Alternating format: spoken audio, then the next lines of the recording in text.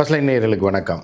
நம்ம இப்போ என்ன பார்க்க போகிறோம் அப்படின்னு பார்த்தீங்கன்னா, நேற்று நடந்த அம்பேத்கர் புத்தக வெளியீட்டு விழா. இதை பற்றி நம்ம நிறையா பேசியிருக்கோம், கழுவி ஊற்றியிருக்கோம். ஒரு மாதத்திற்கு முன்பே அது வேணால் ஆதாரம் நான் போடுறேன். யார் 5000 கோடி ரூபாயில் செட்டிங் அரசியல் பண்ணுறாங்க, விஜய், ஆதவர்ஜுனா, அதில் திருமாவளவனை எப்படி பலிகடை ஆக்கணும்னு பிளான் பண்ணுறாங்க, யார் இந்த ஆதவர்ஜுனான்னு டீட்டெயிலாக போட்டிருந்தோம். அந்த ஸ்க்ரீன்ஷாட்டை போடுறேன், நீங்கள் வேணால் உள்ளே போய் பார்த்தீங்கன்னா உங்களுக்கு நேற்று நடந்தது, நடக்க போகிறத நம்ம முன்னாடியே சொல்லியிருப்போம். ஒரு மாதத்துக்கு முன்னாடியே என்ன நடக்கும்னு, அவங்களோட டார்கெட் என்ன அப்படின்றத சொல்லியிருப்போம். சரி, இப்போ இந்த நிகழ்ச்சிக்கு வருவோம். இப்போ இதில் என்ன அப்படின்னு பார்த்தீங்கன்னா, இந்த ஆதவர்ஜுனா யார் அப்படின்னு பார்த்தீங்கன்னா, இதை ஃபுல்லாக நம்ம டீட்டெயிலாக பார்க்க வேண்டியிருக்கு. ஒரு பணக்காரன், ஏன்னா ஒரு 1000 கோடி வச்சுருக்கா, 2000 கோடி வச்சுருக்க ஒருத்தன், நீங்கள் என்ன தான் இது பண்ணாலும், இப்போ விஜய் படத்தை தயாரிக்கக்கூடியவர்கள் ப்ரொடியூசராக இருந்தால் கூட, அவர் கூப்பிட்டா கூட அந்த ஃபங்க்ஷனுக்கு கூட போகாத ஆள் விஜய். அப்போ வந்து ஒரு பணக்காரனாக இருந்தால் மட்டும் விஜயை கவர் பண்ணிட முடியாது, விஜயை உள்ளே கொண்டு வந்துட முடியாது. அப்போ என்ன பண்ணணும் அப்படின்னா, அரசியலுக்குள் புகுந்து வந்து கொஞ்சம், அதாவது ஒவ்வொருத்தருக்கும் ஒவ்வொரு அமௌண்ட் இருக்குது, ஏன்னா ஒவ்வொருத்தருக்கும் ஒரு சீலிங் இருக்குது. விஜய் வந்து 1 கோடி 50 லட்சம் கொடுத்தாலாம் வரமாட்டாப்புல. ஆனால் அதே விஜய்க்குன்னு ஒரு சீலிங் இருக்குது. அந்த அமௌண்ட்டை கொடுத்தோன்னா விஜயாக இருந்தாலும், அஜித்தாக இருந்தானா, அமிதாப் பச்சனாக இருந்தானா வர வச்சிடலாம். ஸோ இதில் என்ன, இந்த செட்டிங்கில் முக்கியமான விஷயம் என்ன அப்படின்னு பார்த்தீங்கன்னா, ஆதவர்ஜுனா ஸ்பீச்சை தனியாக நம்ம பேசலாம். திருமாவளவனை எப்படி கொண்டு குழியில் தள்ளுறதுக்கு என்ன திட்டம் போட்டிருந்தாப்புல அப்படின்றது, திருமாவளவன் ஏன் போகல அப்படின்றத நம்ம இன்னொரு பக்கம் பார்க்கலாம். ஆதவர்ஜுனா யார் அப்படின்னு ஆதவர்ஜுனாவே பேசின விஷயத்தையே ஒரு பக்கம் நம்ம பார்க்கலாம். இந்த செட்டிங்க்கு யார் காரணம் அப்படின்றத நம்ம முதல்ல பார்க்கலாம். சரியா? இப்போ தமிழ்நாட்டு அரசியலை பொறுத்தளவுக்கு ஒரு விஷயத்தை நீங்கள் புரிஞ்சுங்க. மேலோட்டமாக மேம்புல் மேயுறது அது நம்ம எப்போவுமே வழக்கம் கிடையாது. இன்டீரியராக போய் உள்ள ஆடியாளம் வரைக்கும் பாய்வது, அங்கே என்ன நடக்குது அப்படின்றத உங்களுக்காக தெரிந்தவர்கள் விட்டுருங்க, தெரியாதவர்களுக்கு அதை கொண்டு வருவது தான் நம்முடைய ஃபர்ஸ்ட் லைனுடைய விஷயமே. நீங்கள் எந்த சேனல்லையும் அந்த மாதிரியான டீட்டெயிலை நீங்கள் பார்க்க முடியாது. சரியா? அது உங்களுக்கு தெரியும், ரெகுலராக பார்த்துட்ருக்கவங்களுக்கு. இப்போ என்னென்னா, இந்த ஆதவர்ஜுனாவை செட்டப் பண்ணது யாருன்னா பிஜேபி. அதுக்கு என்ன ரீசன் கேட்பீங்க? எதை எடுத்தாலும் பிஜேபின்னுட்டு பிஜேபி தான் இது பண்ணிகிட்ருக்குன்ற, இங்கே வந்தாலும் பிஜேபின்றீங்க, அங்கே போனாலும் பிஜேபின்றீங்க, இவங்க கூட்டு சதின்றீங்க, விஜயை இயக்கிறதும் பிஜேபின்றீங்க, திருமாவளவனை உடைக்கணும்னு நினைக்கிறது. அதுதான் உண்மை. இது தான் நாம் தெளிவாக சொல்லியிருக்கோம். என்னென்னா, இது வந்து அரசியலை பாரதிய ஜனதா கட்சி வந்ததுக்கப்புறம், மோடி வந்ததுக்கப்புறம் அரசியலை வியாபாரமாக மாற்றி விட்டார்கள் அப்படின்றது நம்ம பரவலாக பேசியிருக்கோம். ஏனென்றால் நம்ம மாநிலத்தோடைய வருஷ டேர்ன் ஓவரும் 4.5 லட்சம் கோடி கிட்டத்தட்ட. சரியா? அது வருஷம் 25,000 கோடி எக்ஸஸ் ஆகிட்டே போகும். 4.5 லட்சம் கோடி டேர்ன் ஓவர் ஆகக்கூடிய ஒரு விஷயத்தில் செலவு, ரைட்டா? சரி, வரவு வந்து 3.25 அந்த ரேஞ்சில் வரும். 3 to 3.25 லட்சம் கோடி. செலவு வந்து 4.25 லட்சம் கோடி இப்போதைக்கு இருக்குது. 4.13 4.25 இருக்குது. சரியா? ஸோ இப்போ 4.5 லட்சம் கோடி அப்படின்னா 5 வருடம் ஒரு மாநிலத்தை ஆட்சி செய்தால் 20 லட்சம் கோடி டேர்ன் ஓவர் ஆகும். அதில் குறைந்தபட்சம் 10% கமிஷன் வச்சிங்கன்னா என்னாச்சு அப்படி நீங்கள் பார்த்துங்க. 2 லட்சம் கோடி லாபம். இது எந்த தொழிலையும் கிடைக்காத லாபம் அப்படின்ற மாதிரி என்ன பண்ணுறாங்கன்னா, பிஜேபியில் குஜராத்திகள் குறிப்பாக என்ன பண்ணுறாங்கன்னா, ஒவ்வொரு ஸ்டேட்டையும் கேப்சர் பண்ணி அங்கே உள்ள வளங்களை சுரண்டி விற்கிறதுன்றது அது தனி பிளானு. சரியா?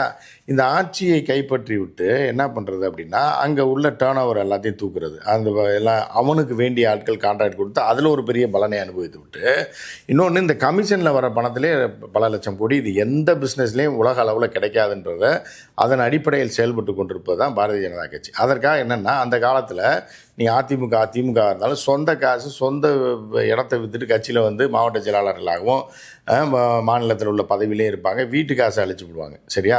இந்த மாதிரி தலைவர்கள் தான் நம்ம பார்த்துருக்கோம். அடித்து பிடிச்சி வந்து அதுக்கப்புறம் மேலே வந்ததுக்கப்புறம் சம்பாதிப்பாங்கன்றது வேறு விஷயம். அது ரொம்ப சொற்ப தொகையாக இருக்கும். அவர்களுக்கு தேவையான சில கோடிகளை சம்பாரித்து கடைசியில் செத்து போயிடுவாங்க. யாருக்கு அனுபவிச்சாங்கன்னு யாருக்குமே சொல்ல முடியாது. ஸோ இப்படி இருந்த கடத்தில் இதை வியாபாரமாக்கி என்ன ஒரு பெரிய அளவில் கொண்டு வரும்போது அப்போ என்னென்னா, இன்வெஸ்ட்மெண்ட் பண்ணோம்ல, அந்த இன்வெஸ்ட்மெண்ட்டு தான் பாஜகவில் அண்ணாமலை. சரியா? அண்ணாமலை மாதிரி ஒரு ஆளை ரிசைன் பண்ண வச்சு இறக்கி விட்டுட்டு, அண்ணாமலை வந்து வாழ்நாள் ஃபுல்லாக சம்பாரிச்சிருந்தாலும், சம்பளம் வாங்கியிருந்தாலும் 3 கோடி ரூபா 4 கோடி ரூபாய்க்கு மேலே இந்த சம்பள காசு வந்திருக்காது. இன்னும் 30 வருஷம் வேலை பார்க்கணும் அதுக்கு. ஆனால் அதே ஆளுக்கு வந்து 30 கோடியை கொடுத்து கொண்டு வந்து இறக்கி விட்டு வீடை வாங்கி கொடுத்து வாடகை கொடுத்து ஒரு செட்டப் பண்ணி, அப்புறம் அண்ணாமலை கீழே இருக்கிற ஆட்கள்லாம் ஒரு செட்டப் கொண்டு வந்துடுவாங்க. இது பிஜேபியோட நான். அப்போ வந்து பிஜேபியை மட்டும் வைத்து திமுகவையோ திராவிட கட்சிகளை சிதைச்சிட முடியுமானா முடியாது. அதிமுக இருந்தாலும் சரி, திமுக சிதைக்க முடியாது. அப்போ என்ன பண்ணுறோன்னா, நீங்கள் வந்து இப்போ இதில் பார்த்துருப்பீங்க, டிஸ்கவரி சேனலில் இந்த சேனலில் பார்த்துருக்கீங்கன்னா தெரியும். சென்னாய் கூட்டம் வந்து மிக கொடூரமான மிருகம் எதுனா சென்னாய் தான். இந்த சென்னாய் என்ன பண்ணும் அப்படின்னா கூட்டமாக தான் வரும். அது அங்கங்கே டார்கெட் போடும். சிங்கத்தையே வந்து தனியாக மாட்டுச்சுன்னா சுற்றி அடைச்சி டார்கெட் பண்ணி அதை காலி பண்ணிடும். இதுதான் சென்னாயோட. இந்த கான்செப்டை தான் இவங்க எடுத்திருக்காங்க. எடுத்து என்ன பண்ணுறாங்கன்னா, திமுக அதிமுக 2 கட்சியை அழிக்கணும். அதில் இப்போ திமுக ஆட்சியில் இருக்குது. அதிமுகவை நம்ம உடச்சிடலாம். ஆனால் உடச்சிட்டாங்க, அது காலி பண்ணிட்டாங்க. இப்போ இந்த 2 பெரிய கட்சியை தூளாக உடச்சி சில்லறையாக ஆக்கி விட்டோம்னா நம்மளும் ஒரு சில்லறை நம்ம ஜெயிச்சிடலாம். காசை கொடுத்து எலெக்ஷன் கமிஷன் இருக்குது, அது இதே வச்சு நம்ம ஜெயிச்சிடலான்றது தான் இவர்களுடைய திட்டம். அப்போ என்னென்னா இந்த சென்னாய் கூட்டத்தை ரெடி பண்ணுறதுக்கு தான் இவங்க பிளான் பண்ணுறாங்க. அப்போ என்னென்னா அதை தீனி போட்டு பல்வேறு ஆங்கிளிருந்து அட்டாக் பண்ணுறது யாருன்னா திமுகவை திராவிட கட்சிகளை அட்டாக் பண்ணுறது.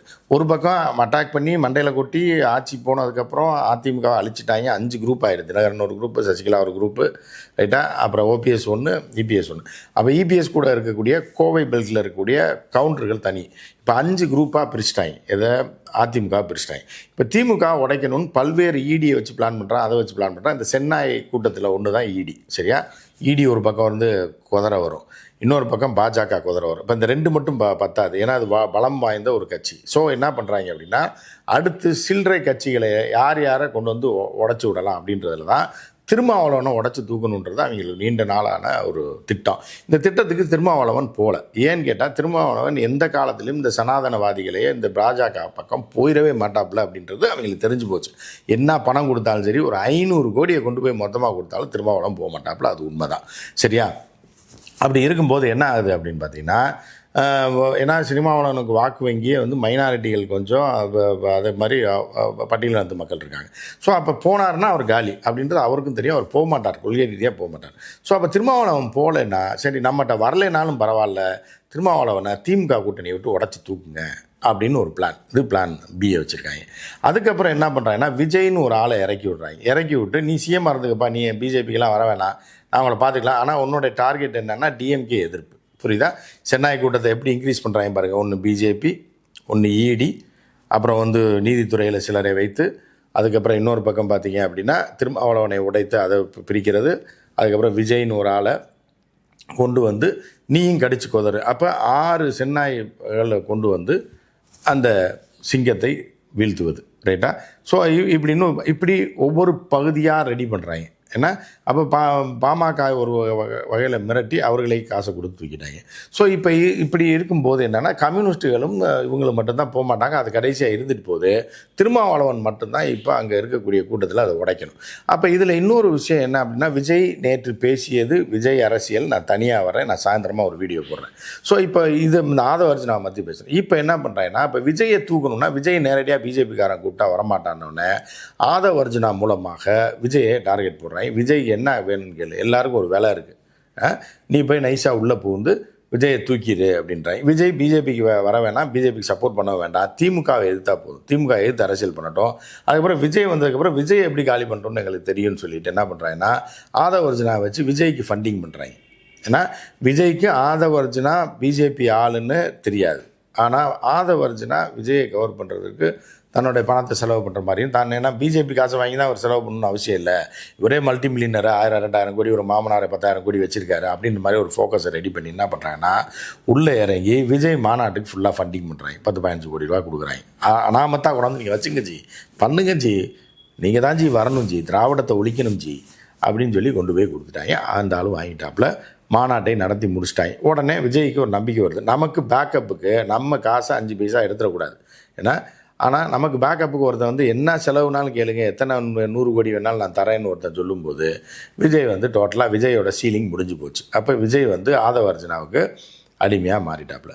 மாறினோடனே என்ன பண்ணுறாங்கன்னா, அடுத்து ஒரு டார்கெட் போடுறாங்க. இந்த சென்னாய் கூட்டம் எப்படி இருக்கா, அவர் பத்திரிகை சென்னாய் கூட்டம் ஒன்று இருக்குது, அந்த கூட்டத்தை வைத்து மலர்னு ஒன்று இருக்குது, அதை வச்சு ஒரு பக்கம் அது அந்த சென்னாய் எப்போவுமே குலைச்சிட்டு தான் இருக்கும், அது எப்போயுமே கடிக்க தான் பார்க்கும், சிங்கத்தை சாப்பிட தான் பார்த்துட்டு இருக்கும் தமிழகத்தில். அப்போ அது ஒரு பக்கம்.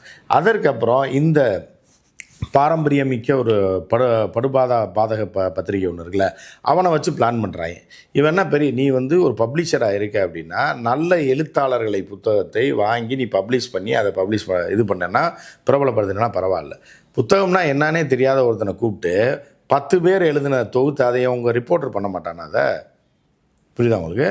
அதுக்கு காரணம் என்னென்னா, அவன் காசு தரான் அப்படின்றதுனால நீ எவ்வளோ காசு வேணாலும் கொடுக்குறேன், உன் பேனரில் அந்த புக்கை வெளியிடணுன்னொன்னே அவனுக்கு விளம்பரம் கொடுத்தா எதை வேணாலும் செய்வானே. உடனே என்ன பண்ணுறான்னு இந்த டார்கெட் போட்ட உடனே என்ன பண்ணுறான்னா அவர்களை வைத்து அவர்களுக்கு பெரிய அளவு பத்திரிக்கையாளனுக்கு பணத்தை கொடுத்து என்ன பண்ணான்னா அந்த பத்திரிகை மீடியாவுக்கு அவனையும் ஒரு திராவிடத்துக்கு எதிரான ஒரு தூண்டுதலை ஒரு கருவியாக பயன்படுத்துகிறான். காசை கொடுத்து அந்த பேனரில் விஜய் வந்து ஆதவர்ஜுனா பேனருக்கு வரமாட்டாப்புல அப்படின்றதுனால என்னென்னா அந்த ஆனந்த விகடன் பேனரில் கொண்டு வந்து ஆதவர்ஜுனாவை செலவு பண்ண வச்சு இந்த இதை பண்ணி அந்த ஒரே மேடையில் திருமாவளவன் எந்த காலத்துலையும் விஜயை போய் வீட்டில் சந்திக்க போகிறதில்ல, விஜய் வீட்டை விட்டு கதவை திறந்து வெளியில் வந்து திருமாவளவன் சந்திக்க போகிறதில்ல.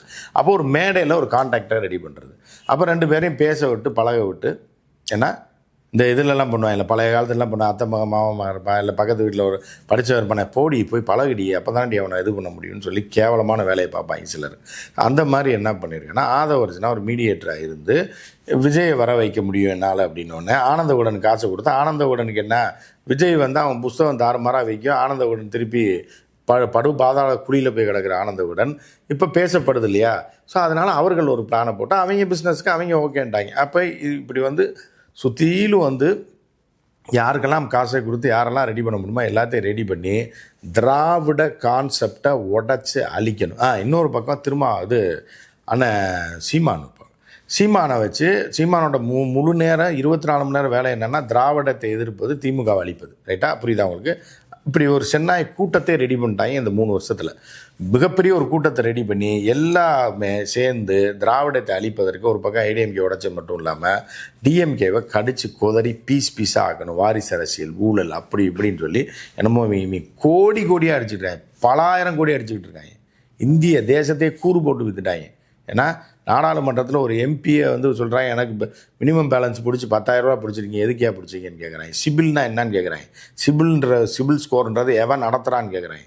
அவன்கிட்ட எப்போ நான் அப்ளை பண்ணுறது, சிபில் ஸ்கோர் குறையுதுன்றான் கூடுதுன்றான், எதை வச்சுரா கூட்டுறீங்க குறைக்கிறேன்னு ஒரு எம்பி நாடாளுமன்றத்தில் கேட்குறாங்க. பதில் கிடையாது. அப்படிப்பட்ட கொள்ளையர்களுடைய ஆட்சி நடந்துகிட்டு இருக்கு.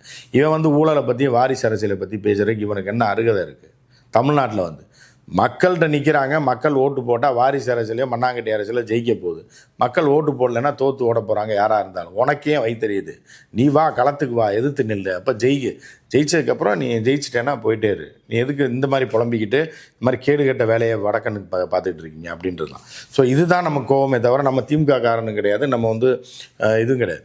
நம்ம வந்து எந்த அரசியல் சார்ந்து நம்ம பேசவே இல்லை. ஏன்னா அதுதான் உண்மையிலேயே மனசாட்சிப்படி நான் சொல்கிறேன். என்னென்னா தமிழ்நாட்டை யார் ஆள வேண்டும் என்று தமிழக மக்கள் தான் முடிவு பண்ண வேண்டும். சரியா? நீ வர்றதுன்னா வா, நீ தமிழன்னு சொல்லிட்டு வா, தெலுங்குன்னு சொல்லிட்டு வா, மலையாளின்னு சொல்லிட்டு வா, யார் வேணாலும் வந்து எலெக்ஷன் இல்லை. உன்னை மக்கள் அங்கீகரித்தார்கள் என்றால் நீ தலைவன் ஆயிடுவேன். அப்போ தலைவன் ஆனவனை நீ வந்து இது பண்ணாத, நீ வந்து இது பண்ணி உடச்சி செதறி விட்டு அவனுக்கு வடக்கனுக்கு கொண்டு போய் அடகு வச்சு விட்டு போயிடாது. ஸோ இதைத்தான் நாம் எதிர்க்கிறோமே தவிர இந்த விஷயத்தில் ஆதவர்ஜுனா வச்சு ஒரு கேம் ஆடிட்டாங்க. நல்ல வேலை இந்த கேமில் கடைசி நேரத்தில் திரும்ப தப்பிச்சிருக்காப்புல. இப்போ நம்ம ஏற்கனவே திருமாவளவனுக்கு எச்சரிக்கை எடுத்துட்டோம். அண்ணன் திருமாவளவனுக்கு ஏற்கனவே எச்சரிக்கை பதிவுலாம் நம்ம போட்டிருக்கோம். ஆனால் நீங்கள் தெரிஞ்சு செய்கிறீங்களா தெரியாமல் செய்கிறீங்களான்னு தெரில. நீங்கள் வந்து ஒரு தமிழர்களுக்காக ஒரு பிரிவினருக்காக கட்சி நடத்துனீங்களோ யாருக்காக நடத்துனீங்கன்னா நீங்கள் பொதுவான தமிழ் மக்கள் மீது அவர்கள் உணர்வுகளுக்காக ஈழ போராட்டத்திலையும் நீங்கள் மிகப்பெரிய உங்கள் கை இருந்திருக்கு, போராடி இருக்கிறீங்க. ஏன்னா அவர்களுக்கு உதவி செஞ்சுருக்கிறீங்க. தமிழர்களுக்கு ஒன்றுனா வரக்கூடிய மிக சொற்ப உண்மையான தலைவர்களில் நீங்களும் ஒரு ஆள் அப்படின்றதுக்காக தான் நம்ம வந்து அந்த விஷயத்தை சொன்னோம். உங்களை கவுத்துறதுக்கும் உங்களை பீஸாக உடைக்கிறதுக்கும் உங்களை கொண்டு தெருவில் நிறுத்துறதுக்கும் ஆதவர்ஜுனா மூலமாக திட்டங்கள் நடந்துகிட்டு இருக்குது அப்படின்னு நம்ம ஏற்கனவே பதிவு போட்டோம். அது நேற்று தெரிஞ்சு போச்சா? இப்போ வந்து கட்சிக்குள்ளே கொந்தளிச்சு ஆளூர் ஷானவாஸாக இருந்தாலும் சரி, ஆளூர் ஷானவாஸுக்கெல்லாம் செல்வாக்கு இருக்கா மக்கள்கிட்ட போய் நின்னான்னா ஸ்டார் லீடர் வந்து யாருன்னா திருமாவளவன் தான், அது வேறு விஷயம். ஸோ ஷானவாஸாக இருந்தாலும் கட்சியில் இருக்கிற எம்எல்ஏக்கள் எம்பிக்களாக இருந்தாலும் எல்லாருமே கொதிச்சு போயிருக்காங்கல்ல. என்ன காரணம் அப்படின்னா ஆதவர்ஜுனாவுடைய பேச்சு. அண்ணனா கட்சி 35 வருஷமாக வளர்த்த திருமாவளவனை கொண்டு போய் அடகு வச்சு திருமாவளவனை தெருவுக்கு கொண்டு வர்றது தான் ஆதவர்ஜுனோட வேலை. சரியா? ஒன்று திருமாவளவன் பிஜேபியோட போய் சேரணும், இல்லைன்னா உடச்சி தூக்கி அனாதை ஆக்கி விட்டுறணும்.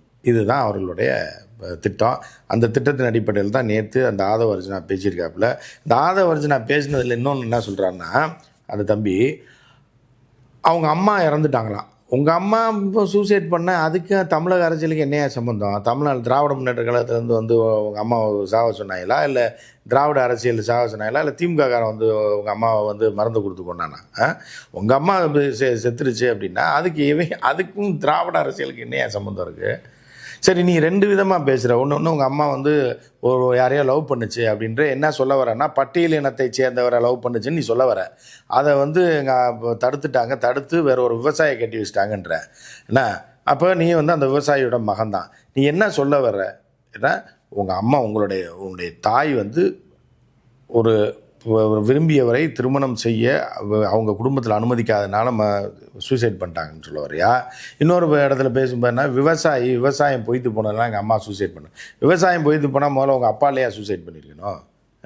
இது என்ன அதாவது யாரெல்லாம் அரசியலுக்கு வந்து என்னென்ன பேசுகிறாங்க அப்படின்றதுல நேற்று இந்த ஆதவர்ஜனா இதில் இன்னொரு விஷயம் என்ன அப்படின்னா, எவன் எக்கேடு கேட்டு போனாலும் ரைட்டில் போனாலும் லெஃப்டில் போனாலும் யாருன்னே தெரியாத இந்த ஊரில் வந்து எவனுக்குமே யாருன்னே தெரியாத ஒரு ஆதவர்ஜனா என்ன பிளான் பண்ணி தன்னை மிகப்பெரிய ஒரு பிரபலமாக தமிழ்நாட்டில் நூற்றுக்கணக்கான கோடிகளை செலவு பண்ணி பிரபலமாக மாறிவிட்டது மட்டும்தான் இப்போ நடந்திருக்கே தவிர, இதில் எல்லாமே தெருவுக்கு போயிடுவாங்க. விஜயும் தெருவுக்கு போகக்கூடிய ஒரு ஆள் தான். ஏன்னா எலெக்ஷனுக்கு அப்புறம் அதுக்கப்புறம் பார்த்தீங்க அப்படின்னா திரும்ப உடச்சி பிச்சு கொண்டு வரணும்னு அந்த கேமும் வந்து அது வேறு உள் கேம் ஒன்று இருக்குது. அதை நான் இன்னொரு தருணம் வரும்போது சொல்கிறேன். திருமாவளவன் ஏன் ஆதவர்ஜனா வச்சுருக்காரு அப்படின்றது அது நம்ம இன்னொரு பகுதியில் பார்ப்போம்.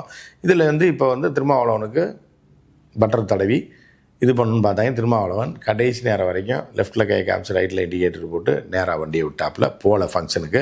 இப்போ ஆதவர்ஜனாவை கட்சியை விட்டு தூக்குவாரான்னு பார்த்தா சத்தியமாக தூக்க மாட்டார். ஏன்னா அதில் ஒரு உள்குத்து இருக்குது. அதை நான் அப்புறம் பேசுகிறேன். ஆனால் இப்படியே திருமாவளவன் கேம் ஆடிட்டே இருந்துட்டு ஆதவர்ஜனாவை காலி பண்ணி விட்டால் சந்தோஷம். கடைசியில் 2026 எலெக்ஷனில் இப்போ ஒன்றுமே பண்ண வேண்டாம். கூடயே வச்சா தான்.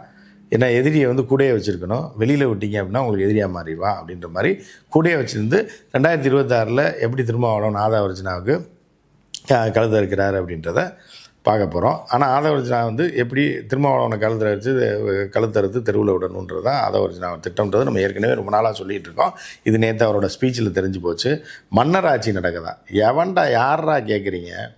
எவன் ஆட்சி வேணாலும் நடக்கண்டா. மன்னராட்சி எலெக்ஷனில் வந்து நெல்லு நீ 1000 ஓட்டு வாங்கிடுவியா? உங்கள் மாமியார் ஒரு கட்சி ஆரம்பித்தாங்களே, நின்னாங்களே, எத்தனை ஓட்டு வாங்கினாங்க? இல்லை வந்து இப்போ வந்து நிற்க சொல்லு. உங்கள் பிஜேபி மறைமுகமாக சப்போர்ட் பண்ணுறீங்களே, எல்லாம் வந்து நில்லுங்க. எல்லாம் ஒரு 5 பேர் போட்டி போடுங்க. யாரை? உதயநிதி ஸ்டாலின் எடுத்து போட்டி போடுங்க. விஜய் ஒரு பக்கம் போட்டி போடட்டும், நீ ஒரு பக்கம் போட்டி போடு, அண்ணாமலை ஒரு பக்கம், 5 பேர் போட்டி போடுங்க. யார் ஜெயிக்கிறீங்களோ அவன் தான் தலைவர். பண்ணிட்டு போங்க. இது மாதிரி படம் காட்டி நேற்று ஒரு பெரிய டுபாக்கு ஒரு வேலையை பார்த்து விட்டாங்க. இதை நம்ம ஒரு மாதத்துக்கு முன்னாடி என்ன நடக்க போது, யார் இந்த ஆதவர்ஜனா டீட்டெயிலாக போட்டிருக்கோம். அந்த வீடியோ அந்த இதை நான் திருப்பியும் போடுறேன். அதையும் நீங்கள் பாருங்கள். பார்த்தீங்கனாலே உங்களுக்கு நம்ம ஏற்கனவே நேற்று என்ன நடந்ததோ அதை ஏற்கனவே சொல்லியிருப்போம். யார் இந்த ஆதவர்ஜனா, என்ன பண்ணுற திட்டம் போட்டிருக்காப்புல, என்ன பண்ணிகிட்ருக்காப்புலன்னு மற்றும் ஒரு நிகழ்ச்சியில் சந்திப்போம். விஜயை பற்றி நான் ஈவினிங் டீட்டெயிலாக பேசுகிறேன்.